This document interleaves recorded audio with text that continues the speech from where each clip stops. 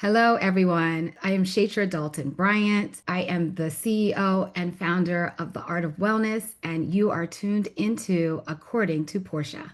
Hello and welcome to the show. Welcome to According to Portia. Today, I'm joined by Chaitra Bryant, founder and CEO of The Art of Wellness. She's a senior advisor at Operation Hope as well, and a national leader, redefining what it means to live well, lead well, and love yourself through wellness. Welcome to the show, Chaitra.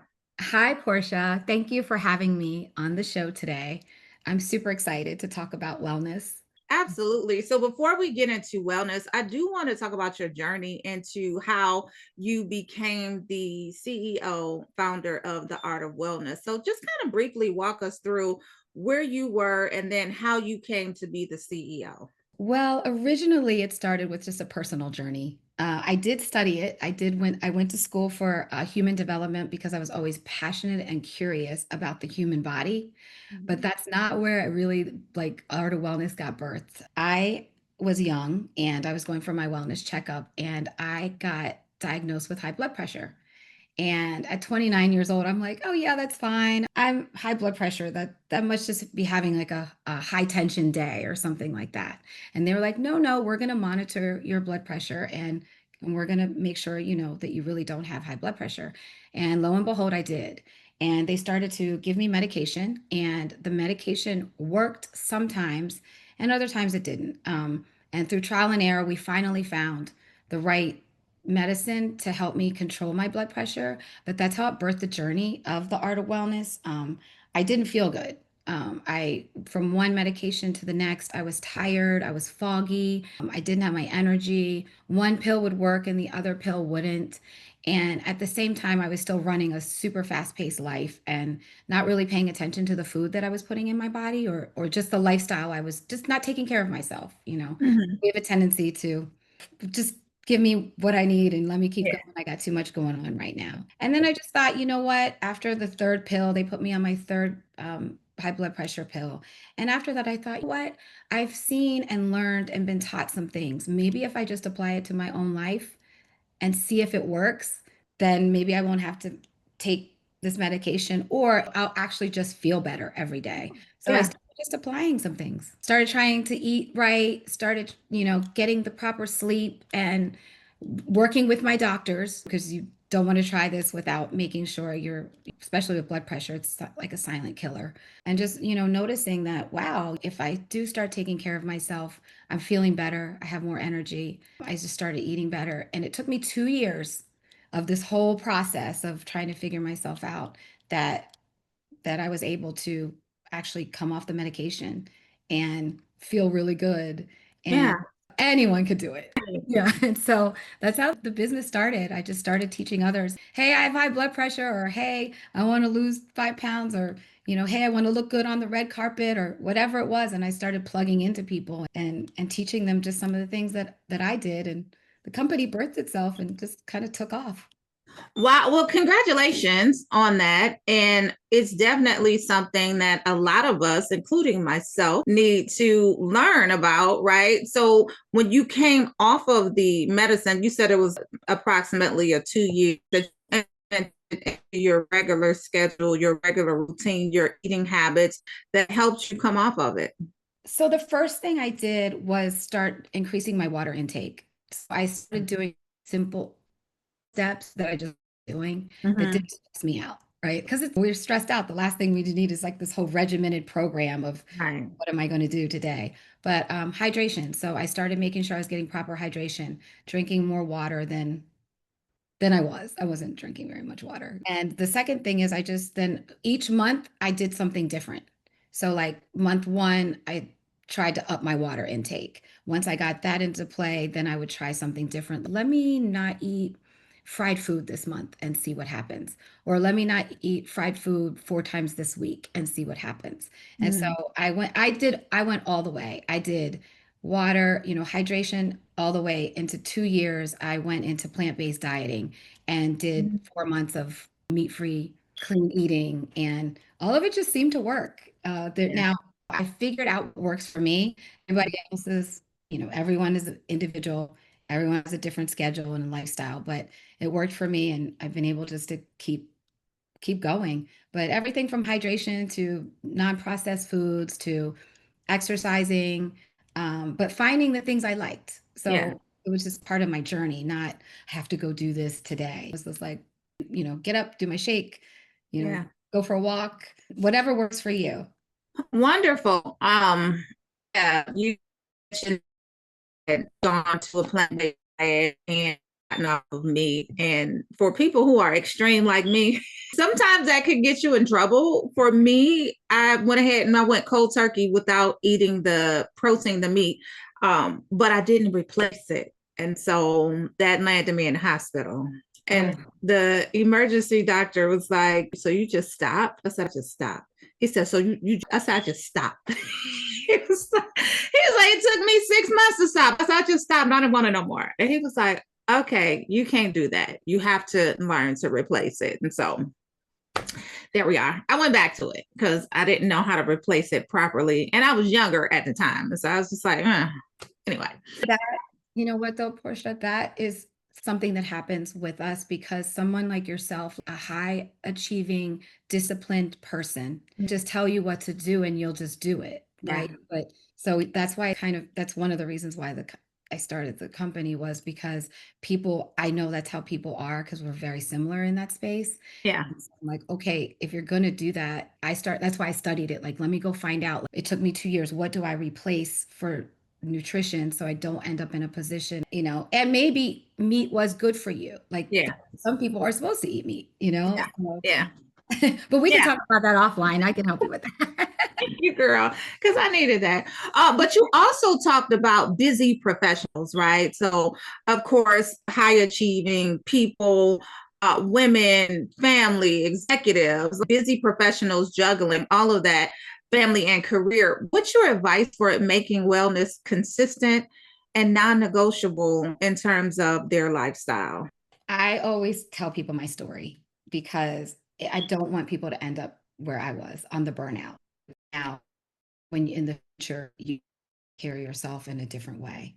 When I Mm, start giving people like just little, there's non-negotiables. When people start feeling better, if they naturally integrate it in their life. So if you start thinking it's going to make you feel better, it makes you a better leader. When you're operating at your maximum capacity, there's nothing better than that. So it will make you want to that piece that makes you feel yeah, better. Yeah. yeah. I love that. You just have to make it non negotiable. What was it? Self-care and self-love is not a bad thing, and I think we always put ourselves last, as especially as Black women in this society. We're always taking care of everyone else and not pouring into our own cup. But once you learn, if you pour into your own cup, you have so much to give to everybody else. We already have so much to give to everybody, but when you really take care of yourself, you really are able to operate at your maximum performance. Yeah, and I think that's something that we understand, but it's just that much more difficult for us to implement it in our lives, right? Especially as the nurturers, the matriarchs, the people who keep it all together, Black women, for everybody, not just our immediate family, for everybody. It's just difficult for us to pour into ourselves first. And so, what type of advice would you give to Black women who often suffer with that? Because you see them, they're high achieving, they're out there, they're working, they're burning out, they're burning the midnight oil, burning the morning oil. They're just out there saving the world. And a lot of the times we forget to stop and look at ourselves and say, hey, we need to be poured into as well. I think that the easiest way is to look at your lifestyle and incorporate it in little things throughout the day or the month that incorporates it in, and then put it in your schedule, Mhm. almost like you do everything else. And then Mhm. once you make that a habit, let's just say it's a massage once a month, non-negotiable. Put it on your calendar. Even if it's the next 30 days, find 30 days that you can get an hour massage. If it's something, look at what I like to do is look at the person's lifestyle. And then I can tell you like what to add that it doesn't seem like it's stressful or doesn't is something that takes away from your time or your day. Yeah. Like, Yeah. your breathing exercises in the morning, even if it's for 5 minutes, is life changing. Affirmations in your morning, it's life changing. And so that takes 1 minute, 1 to 5 minutes, and it completely can change your life. I love, love, love that. Thank you so much for that advice. Now, tell us more about the art of wellness. What makes your approach different from traditional wellness programs? Well, we take the person as an individual and Mhm. work with them individually. Not we are all the same, but we all live different lifestyles. And so our approach is to actually figure out what works with the person's lifestyle. And that's Mhm. a different approach than this is a one-stop plan and it just follow this and it'll work. Because as a bio individual, we all live different lives. We all have different things going on every day in our lives. So that's our approach is we actually take a look at your lifestyle. And then we're also not the health police. We help you find your footing in your own lifestyle so that you can be, healthy as possible. And now I know we talked about this briefly just before, but you also have a program that's titled Executive on the Run. It's designed for high performing leaders. Tell us more about that and how do you help them maintain balance without the burnout?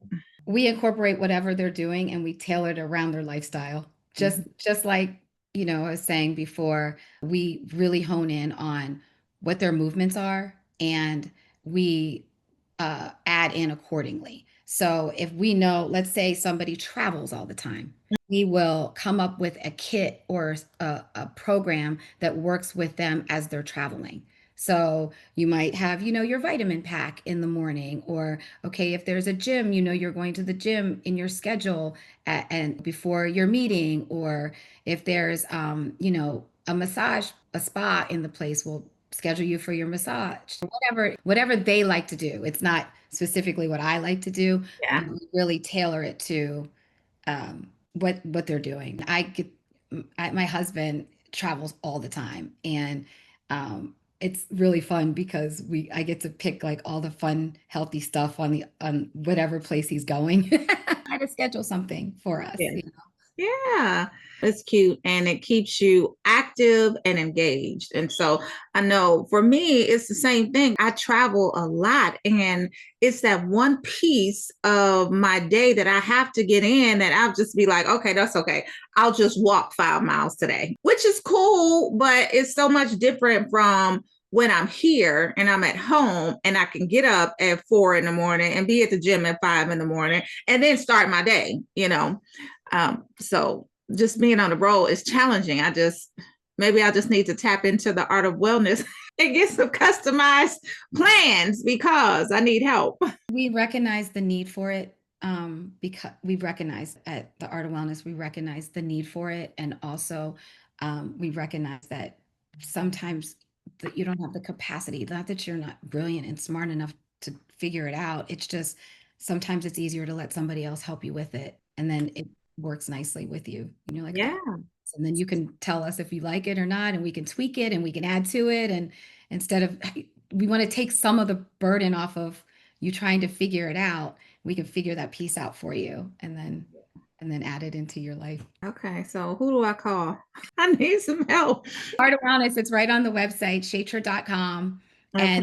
and 360 Wellness Collective. And all the information's right on there. And So, what inspired the creation of the 360 Wellness Collective, and how does that expand your mission beyond individual coaching? we recognize the need for um, a larger scale to be able to touch and reach more people because that's my passion is how many people can I help at once? How many people can I help feel better?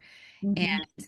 And so during COVID, we actually extended the Art of Wellness into 360 Wellness Collective, where we could bring more wellness components together and then we could create experiences. So we started creating experience for employees, conferences, and just at home care. And so we launched a business to business wellness boxes and individual boxes during COVID because so many people were home and virtual, coaching and workshops because we wanted to reach people while they were sitting at home and how they could be like keep themselves well. Yeah. Um, And so we expanded it. And so the wellness experience is to really teach people how to bring wellness with them, curate experiences for companies and conferences, and we bring other providers together so we can all cohesively work together as a collective. Very nice. Now, one of your key catchphrases is wellness is wealth, which I completely love. What does that mean in practice, especially in your work with Operation Hope?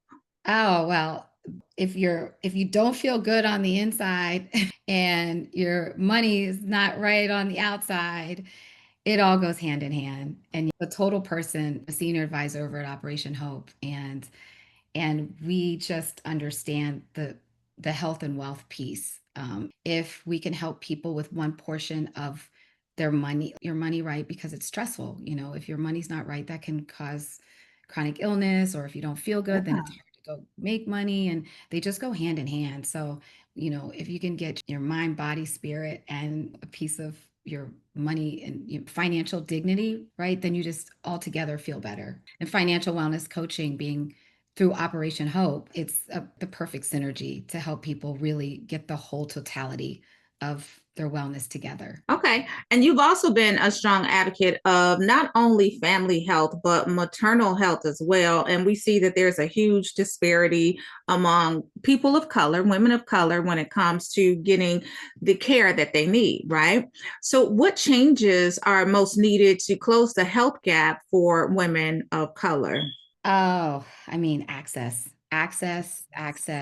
empowerment, education, awareness, Mhm. advocacy. This is my spot. We could go on this. I could go on and on about how we really need to implement more. What do I want to say? More of us in the space for access Mhm. to the proper healthcare. We're making some progress, but I feel like we have enough dynamic women to culturally bring together to bridge that gap. Mhm. And so a lot of the work and advocacy I do is standing within that gap to bridge the two communities so that we do have representation of access for us there, and education around maternal health care and Mhm.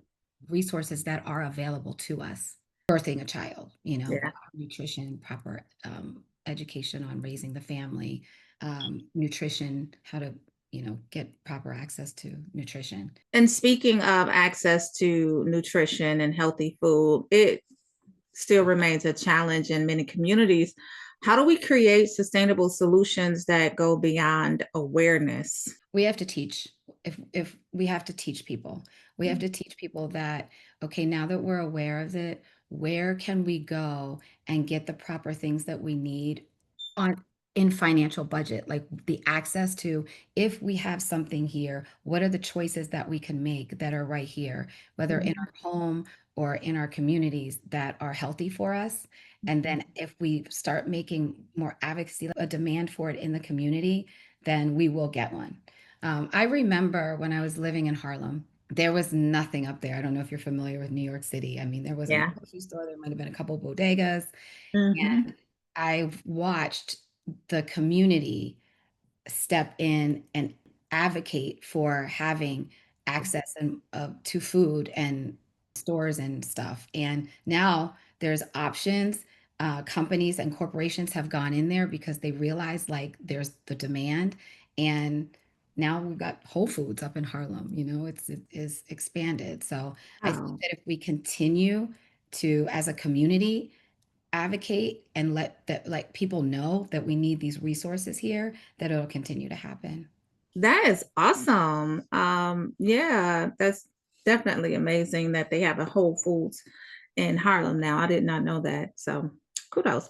Now, I would be remiss if I did not ask you about the entire GLP-1 craze that's going around, right? So, of course, GLP-1 is the weight loss drug, quote unquote. And it's just taking, I don't want to say the nation by storm because I think they have it globally too, but it's just taking our people by storm, right? So, what is your perspective on the role of the GLP-1 drugs and sustainable wellness? So I am a huge supporter of GLPs. It's all the craze. right now in many different areas. But I think this is just my own personal opinion. I think it is the answer to the epidemic with obesity. Mm, And I feel that with that, it will help manage chronic diseases that come along with inflammation and obesity. And mhm, so I am a huge, huge, huge supporter. I do just recommend that when you're taking a GLP, that you learn the nutritional values of what to put in your body. So, eat right on it so that you can still get your vitamins and minerals and all the stuff that your body's supposed to get. But I'm a supporter of it. I'm happy to see that it's here, and I'm happy to see that people are running around skinny, living their best life. that they are. Well, good deal. Couple more questions and then we can wrap up. If you have diabetes, Portia, if you have diabetes and type 2 and you lose 20 pounds and your A1C drops, now all of a sudden maybe you don't have to have to take insulin anymore. Even though I support, integrated medicine, I just Mhm. believe that it's overall can help your overall health, not just, the appearance of we. Absolutely. There's certainly a medical use for it. And, people are getting off of medication. One of the things that I advocate for the most, and I'm not a medical doctor by any means, but a lot of my girlfriends are on it. I just say, fix the habits, Yes. right? So just at the root of it, fix the habits. So if you got a jump start on losing weight, now you can integrate working out. Now you can integrate lifting weights. Now you can integrate eating right. Like fix the habits. You have to learn to properly eat Yeah. along with integrated piece of, because at the same time, at the end of the day, when you're going to, like you did deal with the primary food issue, right? So if you Yeah. come off of it, then hopefully you've picked up healthy lifestyle habits to maintain the healthy life that you Yeah. got. Yeah. Hopefully you're not going back to all that fried greasy food. I'm We just have a plan. Yeah, we have a plan. We have a plan over at the Art of Wellness that helps with the GLPs. So we do have a nutrition plan on how to eat healthy and how to start saying. eating healthy while you're on a GLP. Cool. Drop that website again so people will know where to go. What's your website? Go to Chaitra.com or 360wellnesscollective.com. Love it. Okay, a couple questions before we get out of here. You and your husband, Mr. John Hope Bryant, were recently honored with the Medal of Valor. How does that recognition reinforce your shared mission of equity and wellness? Yeah, we were deeply honored that was we was by that was given to us, and it just reminds us, like, that we stand what we do. We stand in between the gap of the underserved community and the unheard community, and Yeah. so we're going to keep on doing that. That's both of our mission, and we're going to keep on fighting for voices not heard or seen, or advocate for the underserved, so we all have access to what we just rightfully have access to. Yeah. Yeah. Congratulations to you two on that. So, such an honor. Last question. What do you see as the future of wellness, and what guiding principle do you want to leave for the next generation of leaders? I'm super excited for the future of wellness. When I first started, in the wellness world, it was like a foreign, like, language concept. What is wellness? What is wellness? And today I'm so excited because people actually have an idea what wellness looks like for them. I think the future is going to be even better. I think that preventative care is going to be what people want to do, and not so much the sick model, but the preventative model. Yeah. And they have so many and wearable tech and all the fun wellness stuff out there for us now that actually keeps us healthier, is the future.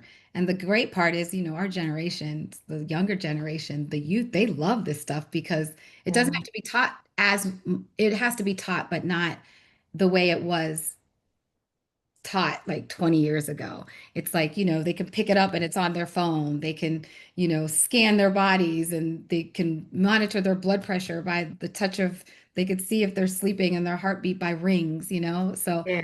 I just think the future is so bright. I'm looking to, like, what more comes from that the wellness arena.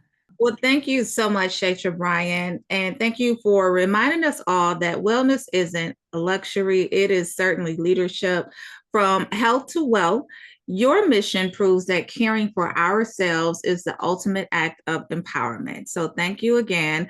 Please drop your social handles. Let us know where we can find you again, follow you on social media, book a consultation, hire you, all of the things. I need a nutrition plan.